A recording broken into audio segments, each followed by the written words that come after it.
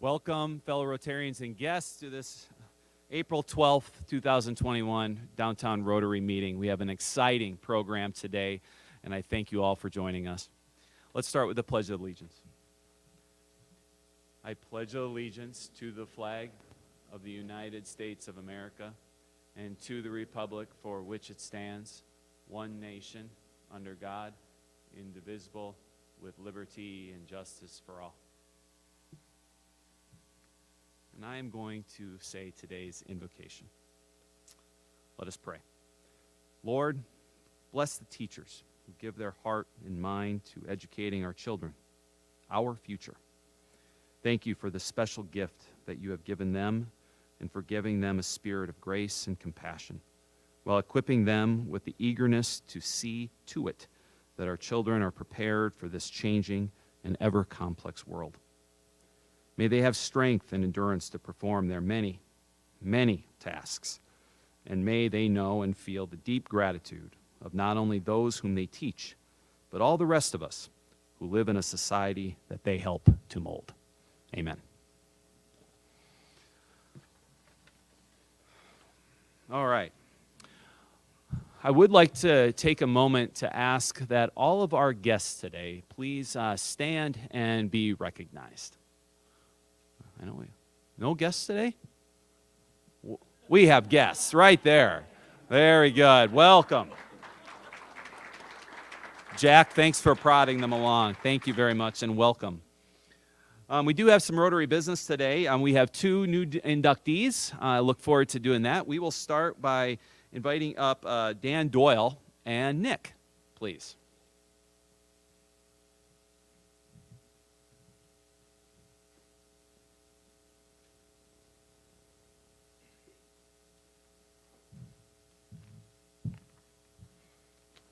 Thank you for this opportunity to come up and introduce my friend Nick. I thought it fitting to wear my South Dakota News Watch mask today because Nick was the individual that actually got me engaged with that organization. So, and Jack as well, of course, to continue that fire going afterwards. Nick Katsaya is a native of Millbank, South Dakota. He graduated from USD with degrees in journalism and law. It was in law school that we met each other and have had a strong friendship ever since. Nick serves as the Chief Governance Officer and Legal Counsel for the University of South Dakota Foundation, an independent nonprofit corporation with offices in Sioux Falls and Vermilion and an endowment valued at more than $300 million. As a member of the Foundation's executive leadership team, Nick focuses his time on organizational policy, governance, legal concerns, and works closely with the Foundation's board, serving as its Secretary-Treasurer. Nick previously served as Sanford Health's Director of Legislative Affairs and as legal counsel for the South Dakota Department of Revenue. He's married to a Sioux Falls native, Kate Katsaya, who is part of Click Rain's executive leadership team and is active in the Sioux Empire United Way. Nick and Kate have 3 children, Mackenzie 5, William 2, and Joseph 1, and 2 poorly behaved golden doodles. So they have quite a busy life. So without further ado, Nick.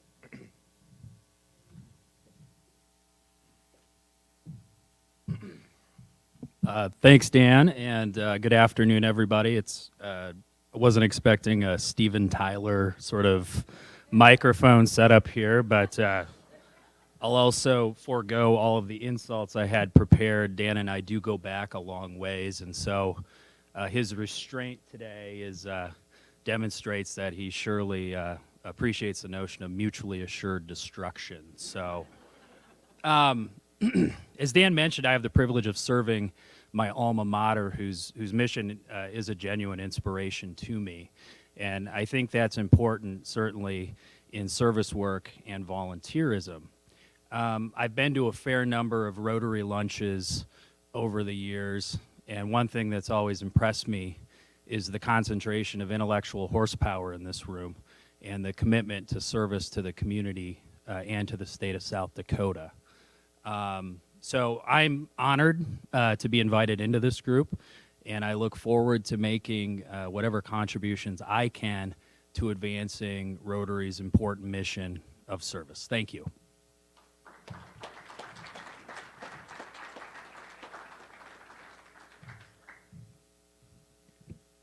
And we have one more induction. Nathan, Corey, can you please come up?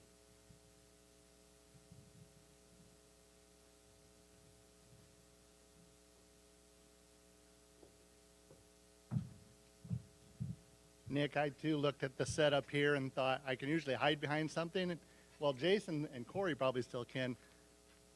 I don't. So it's my privilege to introduce a good friend, Corey Whitey, today. Corey is a native of Sioux Falls as well.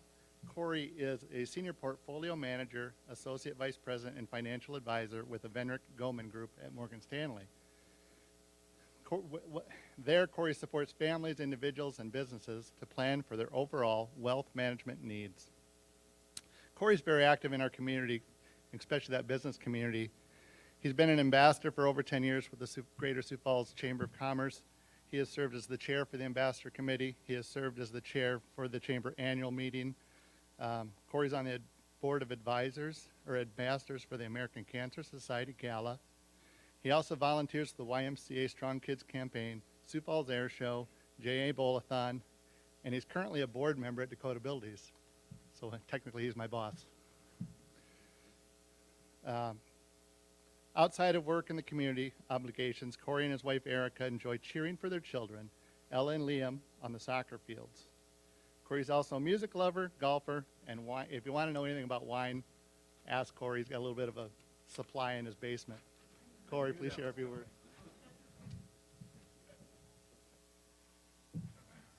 Thank you very much, Nathan.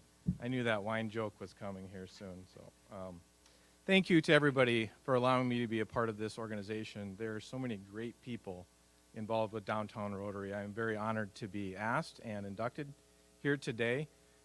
I guess I was asked to give just a brief explanation of why I wanted to be in Downtown Rotary. And I'll actually say just briefly, it's my mom and my kids. So what do I mean by, excuse me, talked on the phone all morning. What do I mean by my mom? So in 1979, Aberdeen, South Dakota, my mom graduates from college. Unfortunately, she was also divorced, 2 young kids, a 5-year-old, which would have been myself, and my younger sister, a 3-year-old. Had the courage to move us to Sioux Falls, South Dakota. Why? Job, a career opportunity for her here, and a school system and a community for her 2 young kids. I truly believe it's because of people that are in organizations like this, that volunteer their time and are actively involved and engaged in the community, which brings me to my kids. I believe then it's our turn, it's our generation's turn to grab that baton, to then show our kids what volunteering is all about, and so then they see that, so when it's their turn, we can hand off that baton to them. So thank you very much. Look forward to meeting you if I have not yet done so, and looking forward to today's panel. So thank you.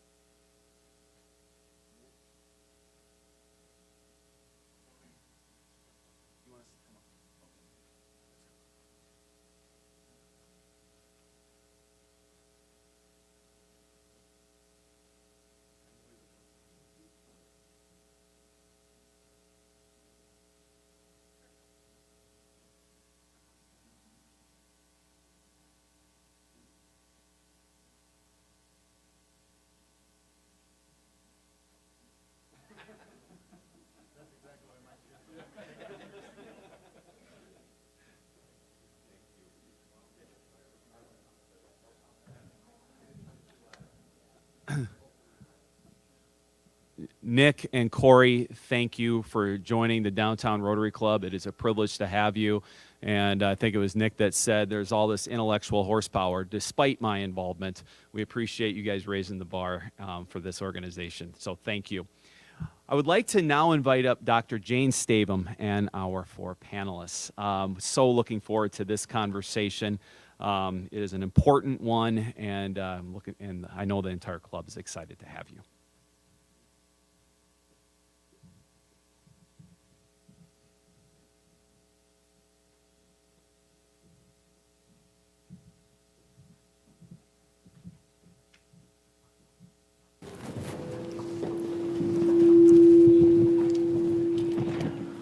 Well, good afternoon, everybody. Thank you for coming, and welcome to everybody who's watching us online as well. This is one of the most fun parts of my job, when I get to talk with the people that I am so proud of. And I have representation of all of those groups with me here today. First and most importantly is our honoree, Dr. Ann Robertson, the winner of the Dr. John Harris Teacher of the Year Award. Yes, please.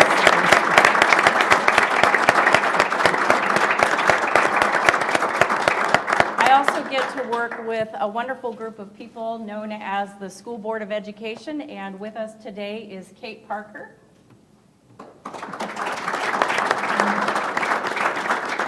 And then most importantly, of course, are the students that we serve, and they were very instrumental in having Dr. Robertson with us in this way today. So we'll talk with them during the panel about what they did as part of the nomination process. But please welcome from Washington High School, Kara Gary and Gwen White.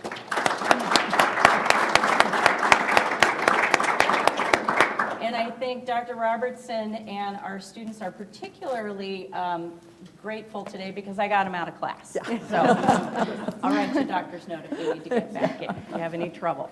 Well, this is just a great reflection both on the work of Dr. Robertson that we'll get to talk about a bit today, as well as a reflection on our entire profession of education. And so I know you just a little bit, Ann, and I know how very humble she is, so you have permission today to talk about yourself and your accomplishments, because we're just so grateful for your work in our district. And we want to hear about it specific to your position, which is working specifically with our Native American students. Right. Our Native population makes up about 4.4% of our student population, which is about 1,000-ish, a little over 1,000 students, which over the years is exponentially important because of the cultural significance it plays in our community and in our state. And the work that you've done, I know, has impacted our young people very greatly. So first of all, what does it mean when somebody tells you, hey, guess what? You're going to get this big award called Teacher of the Year. What went through your head, and what does that mean to you as an educator? Well, shock. And I think when you showed up at my door that day, I looked like, deer in the headlights. Everybody feels that way when I show up at their door. Right, yeah. Like, what is this? But beyond that, I think it's an incredibly humbling experience, because at the event, there were videos of all of the teachers who were finalists, and watching all of their stories, the things that they do for students and with students, was absolutely mind-blowing to see the work that teachers do with our littlest students all the way through to our high school students. So I think that piece of it was absolutely amazing. Beyond that, an opportunity to talk to people like you about the Native population in the Sioux Falls School District and in Sioux Falls in general, and the state of South Dakota, has been a real blessing. Tell us when it started for you. Many of us had kind of that moment along the way where we knew we wanted to be a teacher. What did that look like for you? Okay, forever. I can never remember not wanting to be a teacher. I was in Future Teachers Club when I was in high school. My mother was a chemistry and physics teacher. My dad was a pediatrician but taught at the medical school. So it's just something that's, and for generations beyond that. So it was something I always wanted to do, but when I went to college, it was like, oh man, I really have to work at this. So I switched my major from education to political science, which was easier for me. And then discovered that I didn't really like anything but the theory of it. The practice of it was like something I wasn't interested in. So I went back and got my master's in education and then my doctorate. So it was always there, always pushing me forward that's what I wanted to do. And everybody should take note of that. It was easier to be a politician than a Well, teacher. no, Did we all get no. that? I just want to make sure that we all heard that. You heard that. tell us about your own family. Oh, okay. Your children have some great successes because Right. of the education they received. Brag a That's little true. bit about your kids. Okay, so my kids. So before I tell you this, you need to know that not one of them went from here to there. They all sort of took this route to get to the point they are. And we always, in our family, always thought that was a valuable thing for kids to be able to explore, make mistakes, get back up, start over again, to be well-rounded human beings. So my oldest son is a nutritionist and is the dietary and nutrition director at Sanford in Vermilion. My daughter is at May Johnson as a receptionist and does all kinds of volunteering throughout the community. My next son, Joseph, has his PhD in computational statistics and has his own company and does consulting work primarily with tribes, but that's not his only interest, but he's working with tribes in some of the things that they need. And then my youngest son is a magistrate judge for the Second Circuit, and I believe, well, I know he's the first Native American state judge in the Second Circuit, and Mr. Palmersheim at the law school believes he's the first Native American state judge in our history. So that's pretty cool. And then I've got a Hunka son in Native culture. A Hunka relative is someone who's adopted into your family, but not through the courts, but just is as much a part of your family as any other of our children. And Mike's been with us since he was about 9, and he is a professor at the law school. So 5 children while Right. you have been a teacher. No Right. small feat, Right. working and Yeah. finding your way to care Right. for many Right. kids as well as your own. So that's to be commended as well. Tell us, if we walked into your classroom today, what would we see? And tell us just a little bit about the students in your classroom. Okay. All of my students, 6th, 7th, and 8th grade, ever since I started at Whittier 14 years ago, are all Native students. And one of the things that I think, we were just talking about is you wouldn't be able to look around the room and be able to say, well, that person is for sure Native and that person is for sure Native, because there's no Native American phenotype. We have every complexion and all of that. Kids from all kinds of backgrounds, kids who are here because parents have come for jobs, from reservations, some kids that have been in Sioux Falls their whole entire lives, and their families have been in Sioux Falls for generations. So it's kind of a whole cross-section. But what, more importantly, I think, is that they're all kids who are interested in knowing more about their history and their culture, their origins, and that's what everybody has in common. Yeah, good. Yeah. It's a happy place in your classroom as well. It is a happy place. It's a good place. Yeah, and one of the things that I tell the kids, we start right off the bat in 6th grade, that there's only one rule, and that one rule is respect.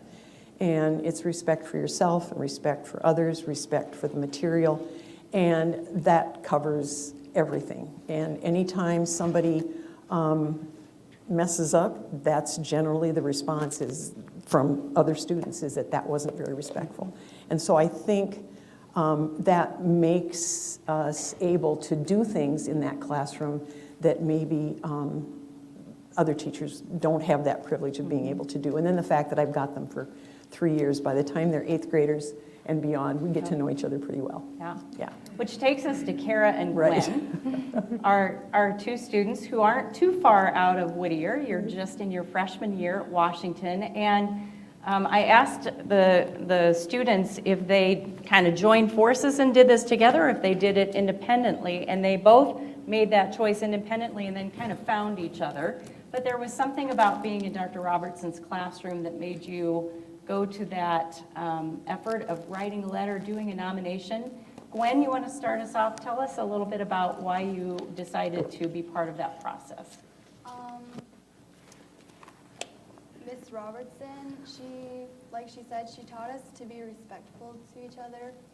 And so when I first went into her classroom, I thought I wouldn't have any friends. And by the end of the school year, everyone was like a family to me.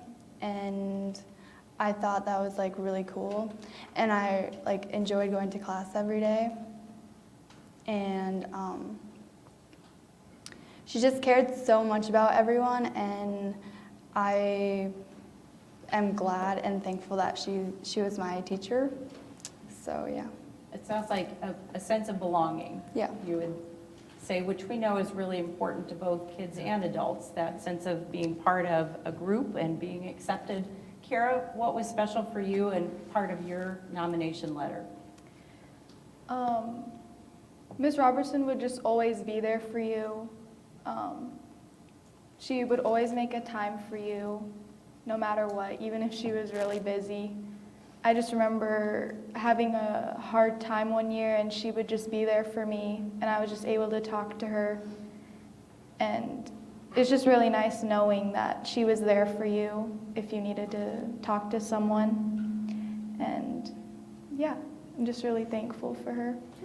When you think back to some things that you learned, can you think of something that's kind of stuck with you and is something that was maybe a central part of being in your classroom, or just something that you know you'll carry with you?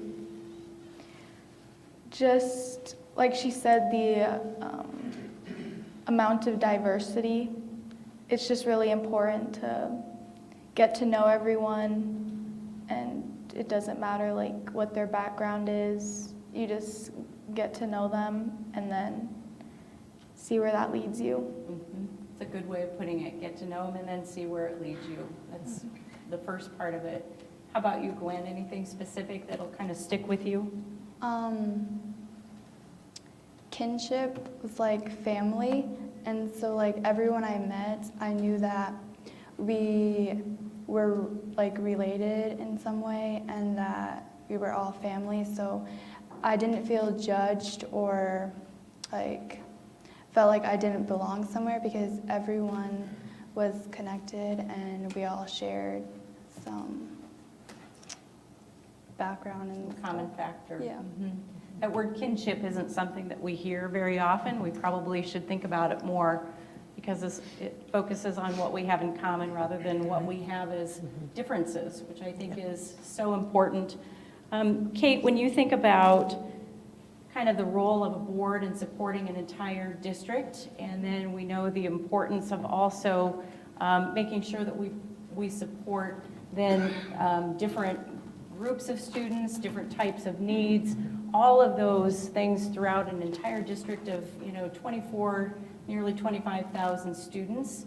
What's been the role of the board in supporting teachers and supporting our Native students? I think about, it's in our mission. We talk about the multiple pathways, and creating programs like the Native American classes that these kids get to take is just another way for our students to become engaged in their schools. And I could talk about all the other, different pathways that we have, but I think it's so important when we talk about our diversity in our schools. In the 12 years that I've been on the school board, our diversity has changed quite a bit, and it's obviously very reflective of what's happening in our community, and we have to be able to embrace it and support it as well any way that we can. So I think as a school board, that's our job, is to sort of think about that globally and make sure that we're providing the supports for our students and our teachers and giving them those opportunities. I think that's one of the complexities of the work around diversity, is how do we support unity and also the recognition of the things that make us significant and make us different, that are valued in terms of culture and language, and preserving those things that are part of our heritage, part of our family's heritage, part of our the way that we see the world and our identity. How do you go about that in your classroom, and with both a recognition of diversity and celebration of differences while also bringing kids together? I think one of the things we do, particularly with Native American culture, is that it's not a dogmatic culture. It's not that there's only one way to do things, one idea about a particular topic. And so one of the things that we've done is in the classroom we've found things that we can tie back to primary documents, that we can say this is something that we can all agree on, while at the same time encouraging kids to tell their own stories, their own family stories, things from, because they vary widely from one family group, one tribal group to another on the same topic. But the basic tenets of all of that are similar. So having respect for all of those, but at the same time having one central idea that we can all agree on and we can go to and say, this is something that we can count on is researchable and reliable. So let's talk about that a little bit in our community as well as in South Dakota. I think a great part of having you today is just some education about our tribes here in our city. Give us some knowledge about the tribes that we see represented in our schools and maybe what that's looked like over the span of your career. Okay. The bulk of our students come from the 9 tribal nations in the boundaries of South Dakota, but we also have kids from other places. Right now I have a little boy who is Ponca, a little girl who is Mille Lacs Ojibwe from Minnesota, so we get some of those differences. I've had kids who are Dene from Navajo land. All of those fall into to the mix, but our the primary students that we see are from South Dakota, from the reservations here, and our mandate from the state of South Dakota, from the Indian Education Law 2000 Act of 2007, require that we teach the information about the people whose land we all live on. So that's kind of our primary focus, although I do help kids research some of those other tribes when they're in the classroom. I'm going to ask this of our students. Was there something that you learned during Dr. Robertson's class about your own tribal heritage that was new to you, or something that was significant that you learned? Kind of putting you on the spot.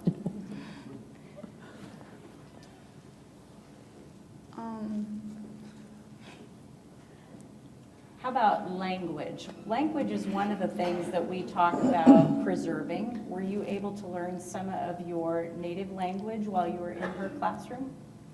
Yes. Yeah. And that's one of the things that's difficult to preserve because a lot of it is oral tradition. How have you helped kids keep some of their language intact?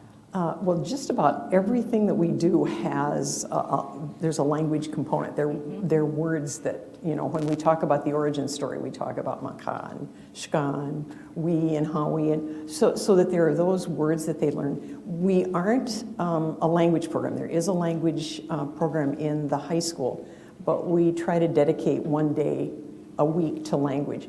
But primarily it's lists. So we learn numbers and we learn colors.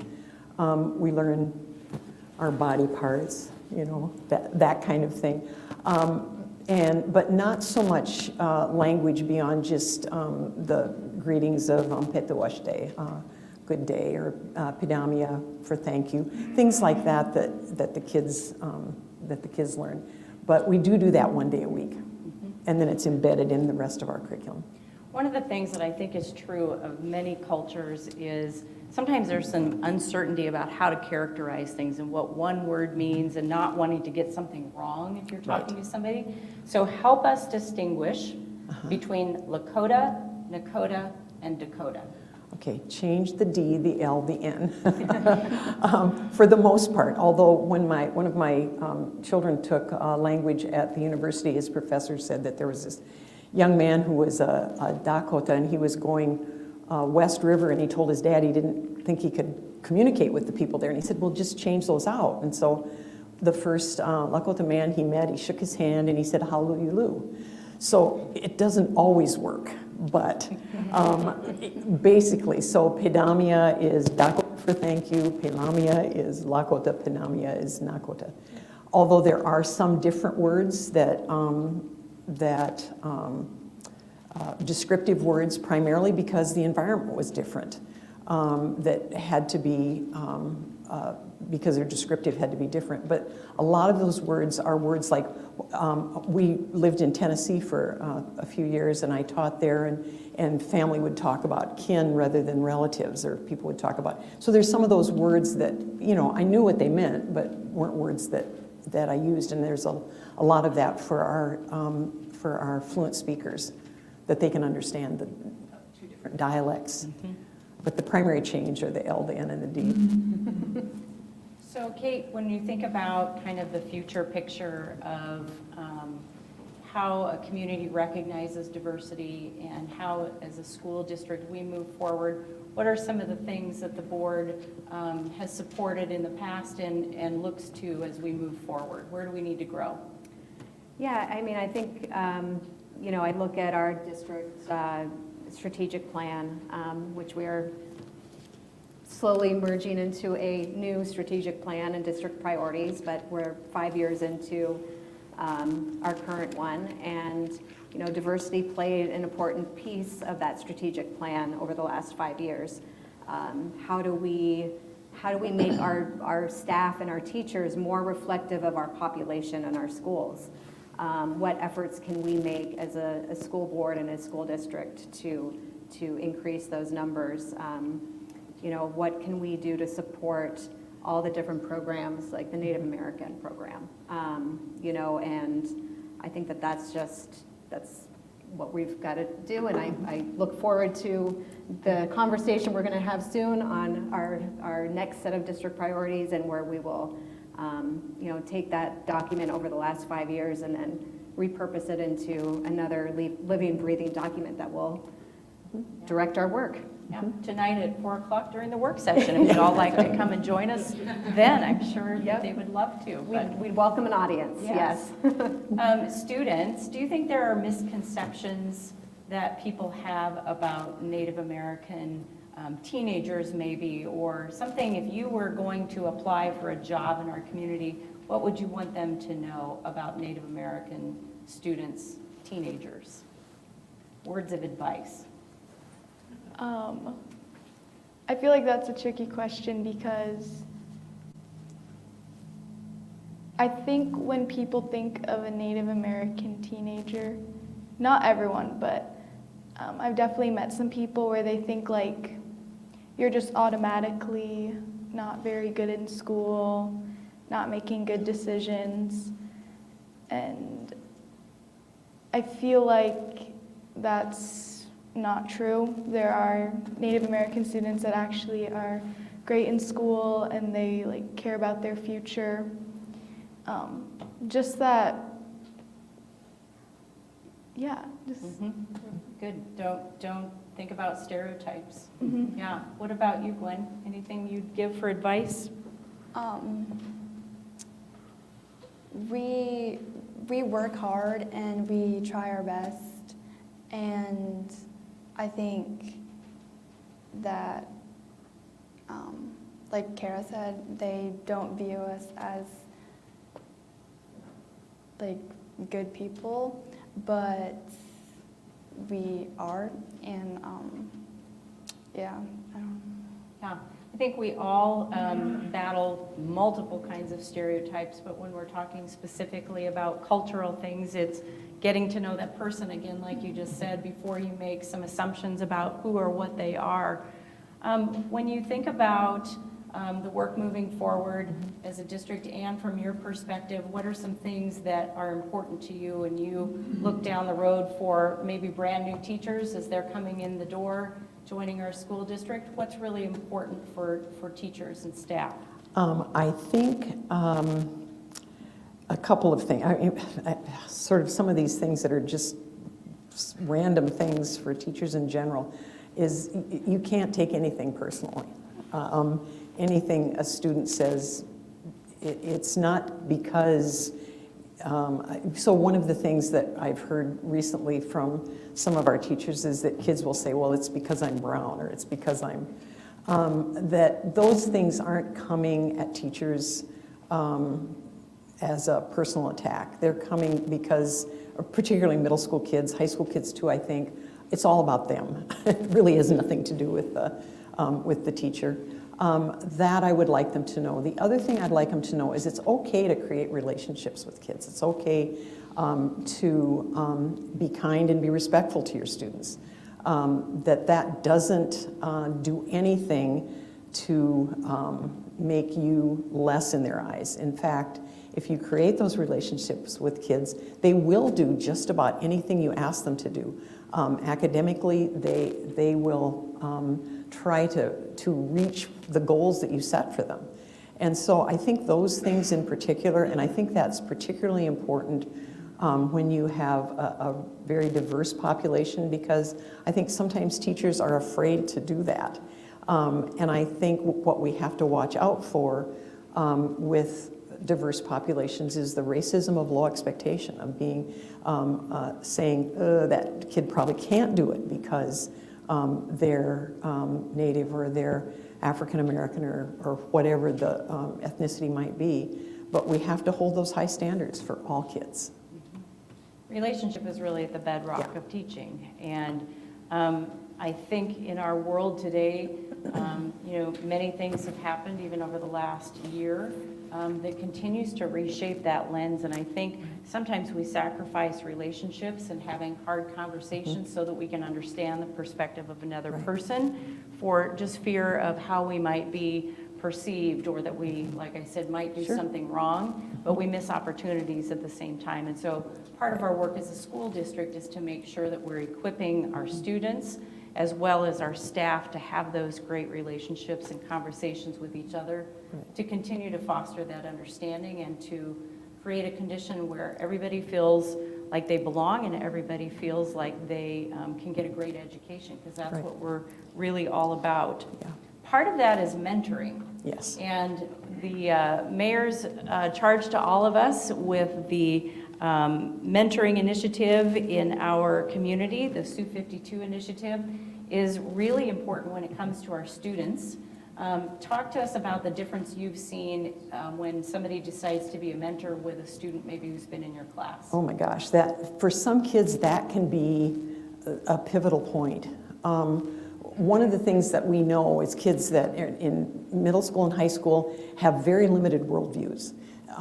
Their focus is very narrow. They're also trying to differentiate themselves from a parent, for example, wanting to kind of be able to form their own ideas, and their brain development is not the greatest at that point, and so their decision making is kind of off. So with all of those things in place, they're getting their information from social media. So anytime you can be that person for a student who, no matter who they are dealing with some of that stuff, you're going to maybe be the linchpin for their going in a good direction, for having information that they wouldn't have otherwise. They'll listen to you as a mentor when they maybe are trying to ignore their parents at that point, and even sometimes their teachers. But being able to give them that direction and that good, solid information and direction is really powerful. Yeah. Kate, talk with us about your experience with mentoring and the difference that you've seen that make in our school district.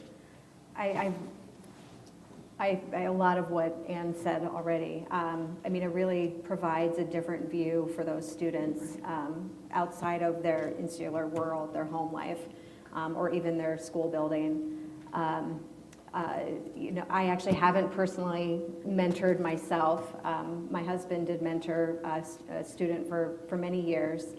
And when he graduated, it was a very exciting time for both of us, because I felt like I was part of that family that we were giving him that extra view of. But I think that when people do come to me and ask about mentoring, one of the biggest things is I don't have time. I don't have the time to do it, and it doesn't take that much time to spend an hour with a student, have lunch, talk to them, see what's going on in their life. So that's probably one of the questions, or comments I should say, that I get from a lot of people, is that I don't have the time. I'm like, well, everyone has the time. You can make time, an hour for lunch and meet with a student. And our students talked about Dr. Robertson as a mentor, somebody you could talk to that was separate from your parents for whatever reason. They just don't like us somewhere along the way. And really, it can be developmental, but it's in addition to parents that, you know, are very critical in the lives of our students, but it's parents plus others who care about them. The role of that caring adult just can't be understated. So, Dr. Robertson, when you think about cultural education, we saw some things that came up during the legislative session. We talk about the importance of preserving culture over a long period of time. What would be your hopes for the future and what our school district might expand on or grow for programs or for opportunities for kids when it comes to Native American culture? Well, I would like to see something like what our middle schools kids have opportunity to deal with in our elementary schools as well. We've got the Native American Connections program in the middle school and in the high school now. And we have elementary facilitators who communicate information to other teachers in the elementary. But I would love to be able to see something similar to what we do in the middle and the high school in the elementaries.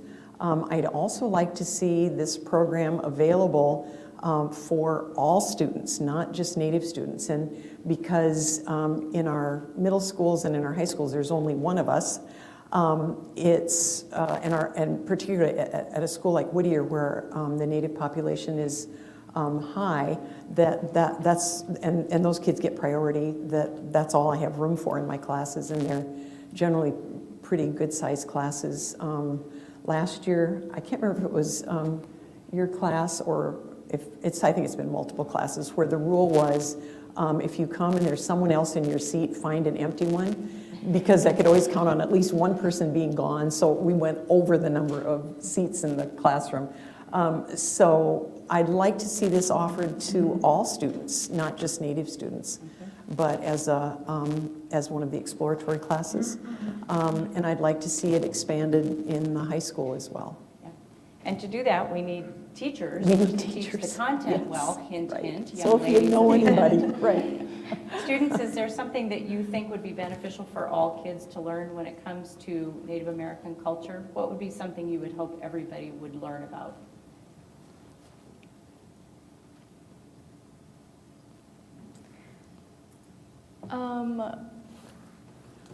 Just that even though it may seem like different, because some people just have different beliefs like about it, even though it's different, they're still like people and they still just want to fit in. And yeah. So some of the kind of fundamental parts of Native American culture with belonging and things that are alike and different, appreciation for that. Anything come to mind specifically for you, Gwen?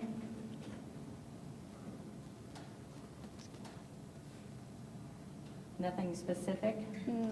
Okay, we'll come back to you if you think of something. But I think that's one of the benefits of many courses that we offer, whether it's learning a language or learning culture. It's exposure to different ways of thinking about things and different ways of understanding our own world, as well as the lens that other people look through. So when we think about the wider Native population, are there things that are unique to Sioux Falls that our families could benefit from, as well as our students, when you have met so many parents and families and know their needs as well? Right. I think, one of the things I think people, particularly people moving to Sioux Falls, I think housing is a real issue, affordable housing. I think job opportunities that take into account things like transportation that sometimes is really difficult for families. Some of those kinds of issues, I think, that make just life issues that some of us we just take for granted because, you know, you just get in the car and go to work and you know where you can live and where you can't. And I think some of those kinds of things are really pertinent for our families. But the other thing I think that we have to remember is that the families of the students that I serve are engaged with their kids. They want the best for their children. They want the schools to be respectful of their students and are willing to work with the schools. And I think that's really important and sometimes something that we might have a different view of that isn't correct.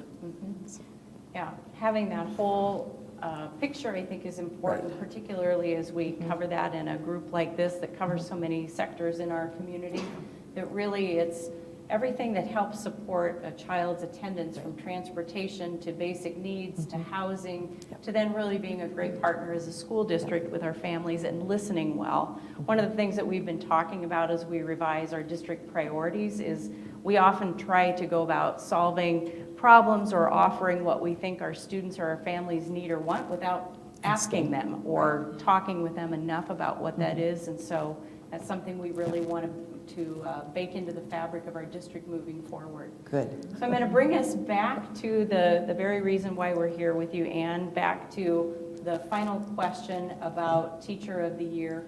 What are you most proud of in all of the years that you've been doing this work, have been teaching our students? What is the most important thing that we need to know about you? Well, when I first started, the kids who were 8th graders that first year, I had one student, following them through for several years, and those kids are, I don't know, 25, 27, around in there. There was one student who graduated with a GED, and every year that increases so that we're seeing kids, and that's not just me, but it's the entire district and that effort that we put into seeing that Native American graduation rate go up and up and up, and now seeing maybe 3/4 of the kids not maybe graduating in 4 years, because there are things that get in the way, jobs, family, things that kids have to do, but ultimately graduating from the Sioux Falls School District has been just absolutely, I think, one of the best things I've ever seen. The other thing is the number of students that stay in touch, that call me or that text me or email me and say, this is what I'm doing now with my life, and I just wanted you to know, or I have a little girl now and I would love for us to be able to get together so you can meet her. Those kinds of things are just, that just is the greatest gift that a teacher could ever have. Both really important points. Graduation, of course, is the gateway really to the rest of your life, and why we exist is to provide a great education, and we have two shining examples of our students today who are well on their way to being successful in high school, and it's because of teachers like you, Anne, and a supportive Board of Education that has students first, that allow us to then celebrate the great accomplishment of so many of our students. And we need to tell those stories well, too, because that's our commitment to the community as well, is that we provide our community with great kids who will take on our jobs of the future and become great citizens in this great city of Sioux Falls. So glad that we can have you all with us today. Students, thank you for being here. You're welcome for getting you out of class. Thank you, Kate. Thank you, Dr. Robertson.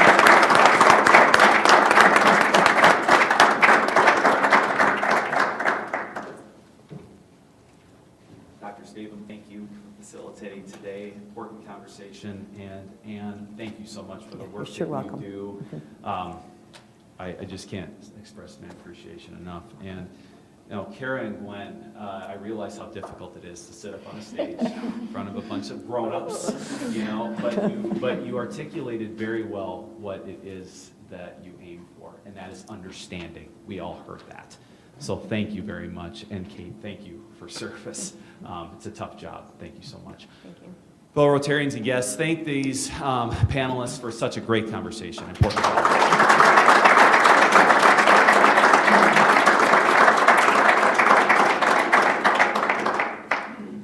Please join us next week where we'll have Don Carney with the Sioux Falls Park and Recreation Department. A lot going on in the city park system. So thank you very much. See you next week. I'd like to hear that.